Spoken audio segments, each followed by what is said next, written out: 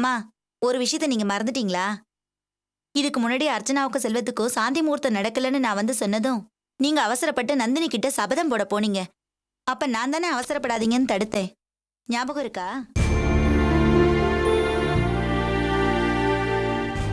எதுக்காக தடுத்தேன்? உண்மை வெளியே தெரிஞ்சதுன்னா நந்தினி 2 பேரையும் ஒண்ணு சேர்த்து வைக்க முயற்சி பண்ணுவா. அதனால பக்குவமா காய் நகர்த்தணும்னு சொன்னேன் இல்லம்மா? ஆமா சொன்னேன். அதுக்கு என்ன இப்போ? அதே நிலைமைதாமா இப்பவும். இந்த உண்மை வெளியே தெரிஞ்சா 2 குடும்பமும் அர்ச்சனா செல்வத்தை ஒண்ணு சேர்த்து வச்சிட மாட்டாங்க. கவிதா, நந்தினி விஷயம் வேற, இப்ப நடந்துட்டு இருக்கிற விஷயம் வேற. நீ ரெண்டுத்தையும் போட்டு குழப்பிக்காத. நடுவுல ஒரு விஷயம் நடந்திருக்கு, கவனிச்சியா? புருஷன் பொண்டாட்டி ஒண்ணு சேராமலையே கர்ப்பம்னு சொல்லி 2 குடும்பத்தையும் ஏமாத்திட்டு இருக்காங்க. இவங்க நாடகம் ஆடுற விஷயம் தெரியாம 2 குடும்பத்திலயும் சந்தோஷம் கரப்புரண்டு ஓடிட்டு இருக்கு. ஒரு பக்கம் பாக்கியம் பேரம் வரப்போறான்னு சந்தோஷத்துல இருக்கா. அர்ச்சனாவுடைய ஆத்தாக்காரி கோயில்ல வச்சு வரவங்க போறவங்களுக்கெல்லாம் பொங்கல் கொடுத்து கொண்டாடிட்டு இருக்கா. இந்த சூழ்நிலையில அர்ச்சனா கர்ப்பம்ன்ற உண்மை உடைஞ்சா எல்லாருக்கும் ஆத்திரம் வருமா வராதா? அங்க பெத்தவளுக்கு கோவம் வரும். இங்க மாமியார்காரி சும்மா விடுவாளா? அவளை பத்தி தான் உனக்கு நல்லா தெரியுமே. வேப்பல இல்லாமலேயே சாமி ஆடுவா. இப்ப வேப்ப மரமே கிடைச்சிருக்கு, சும்மாவா இருப்பா? ஆட்டி படைச்சிட மாட்டா? இதனால 2 குடும்பத்துக்குள்ளேயும் பிரச்சனை வெடிக்குமா வெடிக்காதா? பிரச்சனையா?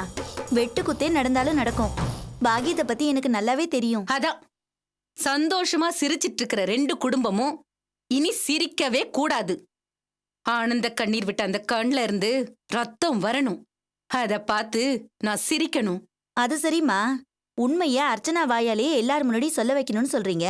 அப்படி பண்ணா நாம தான் பண்ணோன்னு அர்ச்சனாவுக்கு சந்தேகம் வராதா? வராம தான் பண்ணணும்.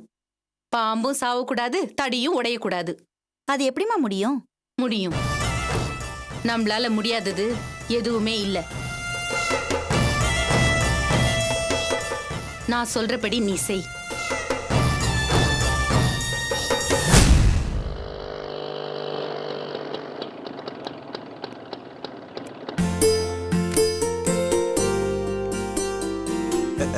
உங்களை போல ஒரு சம்பந்தம் எங்களுக்கு அமைஞ்சது எங்களுக்கு ரொம்ப பெருமையா இருக்கு. அப்போ ரொம்ப சந்தோஷம். நான் புறப்படுறேன். வாங்க, ரொம்ப நல்லது. ஒரு நிமிஷம், என் பொண்ணே வந்துட்டாளே ரேவதி. என்னப்பா? வாமா. இவதான் என் பொண்ணு, பாத்துங்க. என்னமா படிக்கிற?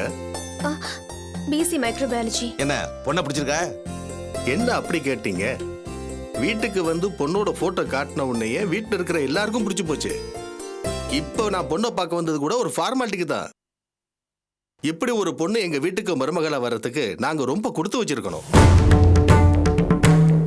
அப்போ மாப்பிள்ளை ஒரு தடவை நேர்ல வந்து பொண்ணை பார்த்து சம்மந்தம் சொல்லிட்டாருன்னா கல்யாண வேலையில ஆரம்பிச்சிடலாம். பிரான்ஸ்ல இருக்கிற என் பையனுக்கு பொண்ணோட போட்டோவை மெயில்ல அனுப்பிச்சிட்டேன். போட்டோவை பார்த்துட்டு கட்டினா உங்க பொண்ணை தான் கட்டுவேன்னு ஒத்த கால்ல நிக்கிறான். வரதட்சணை கூட வேண்டான்னு சொல்லிட்டான். வரதட்சணை வேண்டான்னு சொல்லிட்டாரா? அப்போ கல்யாண வேலையை ஆரம்பிச்சிட வேண்டியதா? தாராளமா. அதுக்கு முன்னாடி பையனோட போட்டோவை பொண்ணுகிட்ட கொடுத்து பிடிச்சிருக்கான்னு கேளுங்க. யோ, அந்த போட்டோவை கூட இதை தரேன் சார். இந்தாங்க.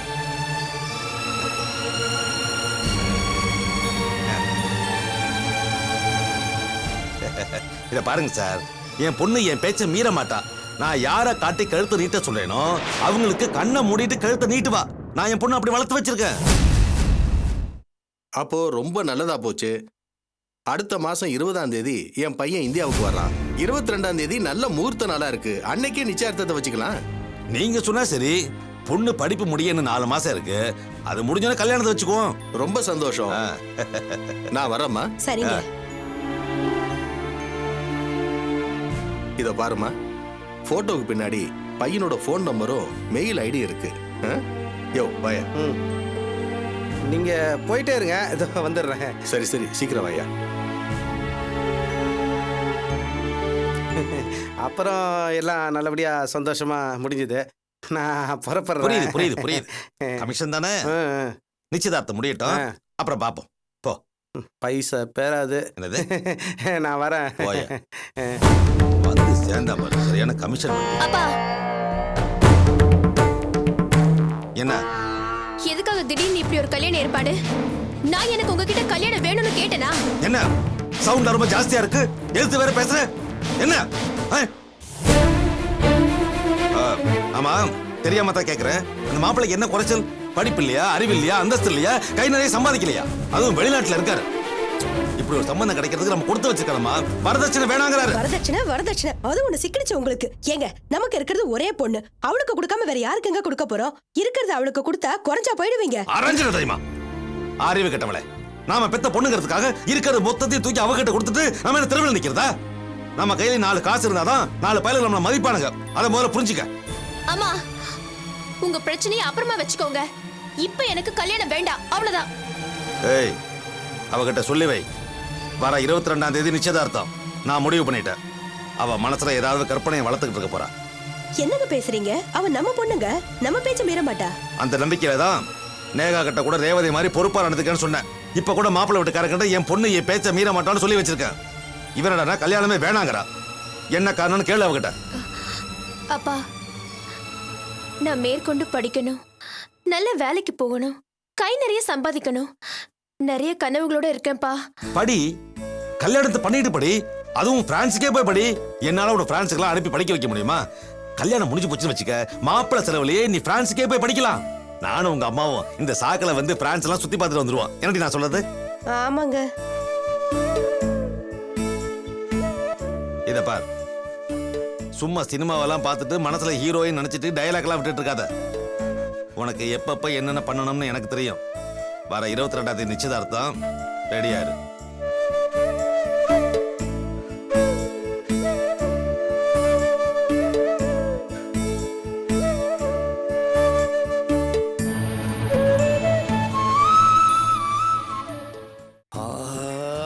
அரிக்குதப்பா. சே, ஒரு கட்டிங் அடிக்கலான்னா கையில் காசு இல்லை. இந்த பாக்கியம் வேற காசெல்லாம் எங்கே வைக்கிறானே தெரியல. வீடு முழுக்க செடி பார்த்தாலும் கிடைக்க மாட்டேங்குது.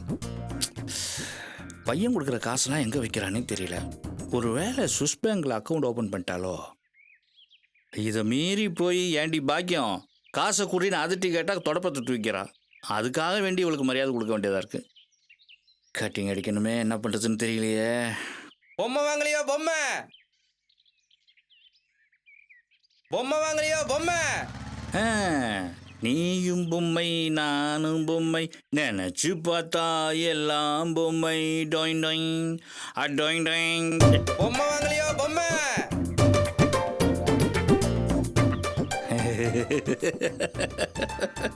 பூகாவனா, உனக்கு வேலை செய்துடா 7வது அறிவு.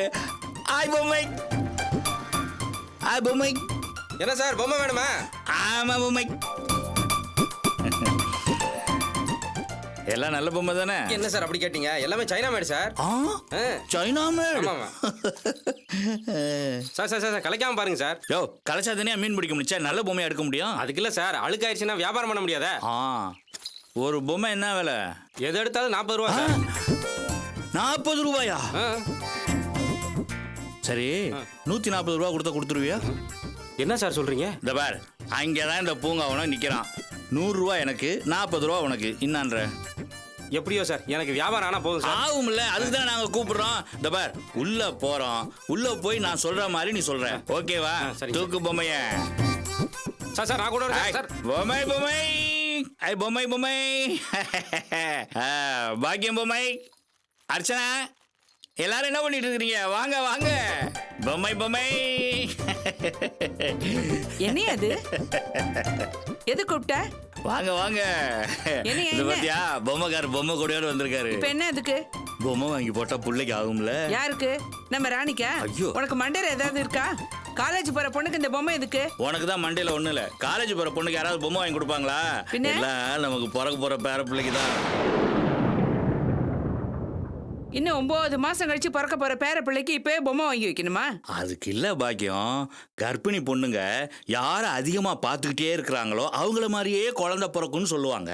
இப்போ செல்வம் காலையிலேயே செட்டுக்கு போயிட்டு சாயந்தரமா தான் வரான். நானும் வெளியில போயிடுறேன். வீட்டுல இருக்கிறது நீ மட்டும்தான். பாவம் நம்ம அர்ச்சனா உன்னையே பார்த்து இருந்துட்டு உன்ன மாதிரியே குழந்தை பிறந்துன்னு வச்சுக்கோ, அது அவ்வளோ நல்லா இருக்காது. அதுலயும் பிறக்கிறது பொம்பளை புள்ளையா பிறந்துருச்சுன்னு வச்சுக்கோ, என்ன மாதிரி ஒரு தைரியசாலி மாப்பிள்ளைய எங்க போய் தேடுறதா? பாத்தியா, அவரு கூட புரிஞ்சுட்டு சிரிக்கிறாரு. யோ, மனசுல என்ன நினைச்சிட்டு இருக்க? பொம்மை வேணா ஒண்ணு வேணாம், முதல்ல எடுத்த காலி பண்ணியா. ஐயோ ஐயோ ஐயோ, ஐயோ நில்லியா இரு. கோச்சுக்காத பாக்கியம். அர்ச்சனா இந்த மாதிரி நேரத்தில் எப்பவும் சந்தோஷமா இருக்கணும். இப்போ சந்தோஷமான சூழ்நிலையில அழகான பொருட்களை பார்த்துக்கிட்டு இருந்தாதான் பிறக்க போற குழந்தையும் அழகா ஆரோக்கியமா இருக்கும்னு விஞ்ஞானபூர்வமா நிரூபிச்சிருக்காங்க. அதனால இந்த பொம்மையெல்லாம் வாங்கி போட்டேன்னு வச்சுக்கோ, நம்ம அர்ச்சனா அதை பார்த்துக்கிட்டே இருந்தா நமக்கு பிறக்க போற பேரனோ பேத்தியோ ஆரோக்கியமாவும் சந்தோஷமாவும் இருக்கும் பாக்கியம்.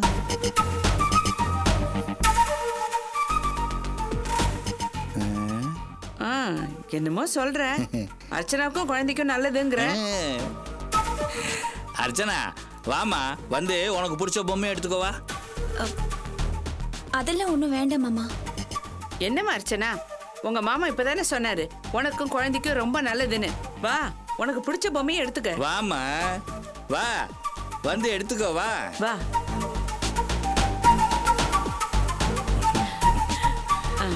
இதுல எந்த பொம்மை பிடிச்சிருக்குன்னு பாரு. ஹை, இது கூட நல்லா தான் இருக்கு. பிடிச்சிருக்கா? பாக்கியம், ஒரு அழகான பொம்மையை தான் எடுத்து கொடுக்க சொன்னேன். இது என்ன உன்ன மாதிரி லோன்னு கத்துற பொம்மை எடுத்து கொடுக்குற? சுமாரியா, நல்லா வருது வாயில. அர்ச்சனா, உனக்கு பிடிச்சதை நீயே பார்த்து எடுத்துக்கமா. ஆமாம்மா, வா வா வா. இது பாரு, இது பாரு, இது இந்த பொம்மை நல்லா இருக்கா பாரு. ஐ, இது கூட அழகா தான் இருக்கு. உனக்கு பிடிச்சிருக்கா? சரி வச்சுக்க. ஏன்பா இது என்ன விலை? 140 ரூபா. என்னையா இவன் 40ன்றா, நீ 140ங்கிற?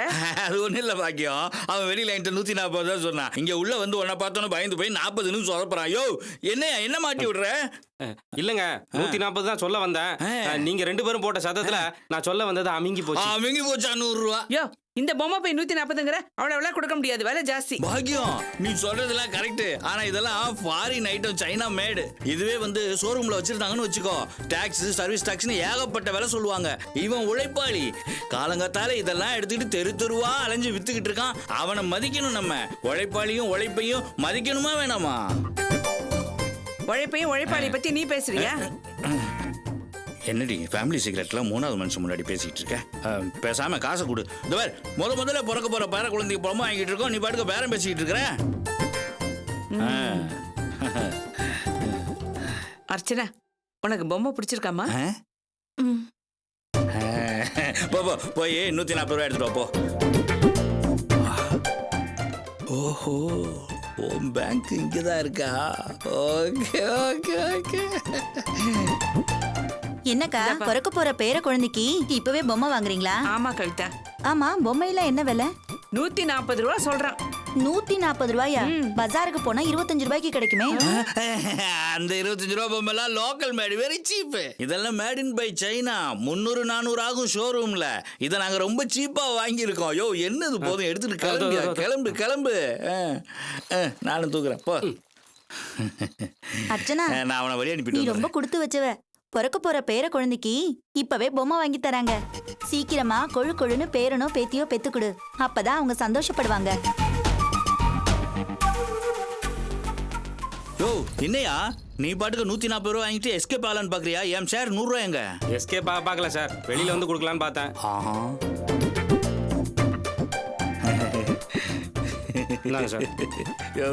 ஒரு குவார்டருக்கே வழி இல்லாம இருந்தேன், ஹாஃபுக்கே வழி பண்ணிட்டிய. ஐயா நீ நரியா நரி, டெய்லி வா இந்த பக்கம். பார்த்து பார்த்து பார்த்து. ஐயோ என் நரி போகமே. ஐயா பூங்காவனா, உன்னை யாரும் ஜெயிக்க முடியாதுடா. என்ன கவிதா, அர்ச்சனை குடியோட வந்திருக்க? இன்னைக்கு ஏதாவது விசேஷமா? இன்னைக்கு அம்மனுக்கு குங்கும அர்ச்சனை கொடுத்திருக்கேன். அதான் உங்களையும் அர்ச்சனாவையும் கோயிலுக்கு கூட்டிட்டு போலான்னு வந்தேன்.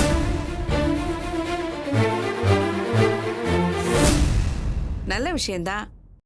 இத புறப்பட்டு வந்துடுறேன். சரிக்கா. என்ன அர்ச்சனா பேசாம நின்னுட்டு இருக்க? கிளம்பு. இல்லங்க, நான் வரல. நீங்களும் அத்தையை மட்டும் போயிட்டு வாங்க. வரலையா? நல்ல நல்லதுமா கோயிலுக்கு வரமாட்டேன்னு சொல்ற?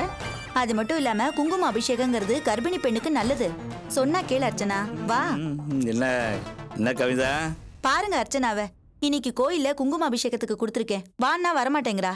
என்னம்மா குத்து விளக்கே, நீ இந்த மாதிரி நேரத்துல வீட்டுக்குள்ளே இருக்க கூடாதுமா. அதுவும் இந்த மாதிரி கோயிலுக்கெல்லாம் போயிட்டு வந்தா உனக்கு தாம்மா ரொம்ப ரொம்ப நல்லது. அதுவும் பாரு, கவிதா ஏதோ குங்கும அர்ச்சனைலாம் நடக்குதுன்னு சொல்லுது, போயிட்டு வாமா. சொல்றாருல்ல, வா. கிளம்புமா, போ, துணி மாத்திட்டு போயிட்டு வந்துரு. போமா. ரெடியாகி வந்துருவா, கூட்டிட்டு போயிட்டு சரி. வந்துரு.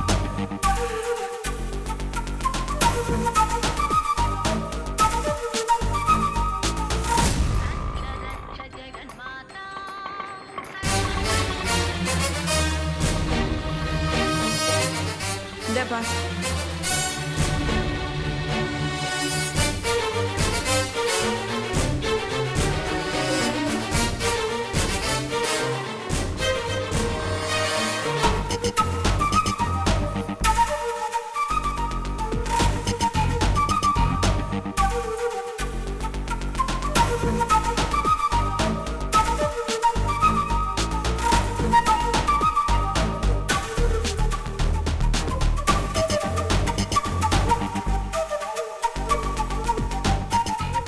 ஏம்மா என்ன சோதிக்கிறியா? நான் உன் கோயிலுக்கு வரமாட்டேன், உன்னை கையெடுத்து கும்பிட மாட்டேன்னு சொன்னதுக்கு இந்த மாதிரி நேரத்துல என்ன வர வச்சு வேடிக்கை பாக்குறியா? வழக்கு உனக்கும் எனக்கும் தானே தவிர சடங்கு சம்பிரதாயத்து மேல இல்ல. உன் மேல எனக்கு இருக்கிற கோவத்தினால இந்த புனிதமான இடத்தை என்னால கலங்கப்படுத்த முடியாது. இந்த சூழ்நிலையில என்னால எப்படி உள்ள வர முடியும்?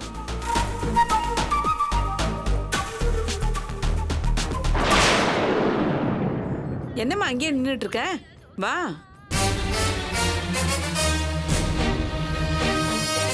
அர்ச்சனா வா.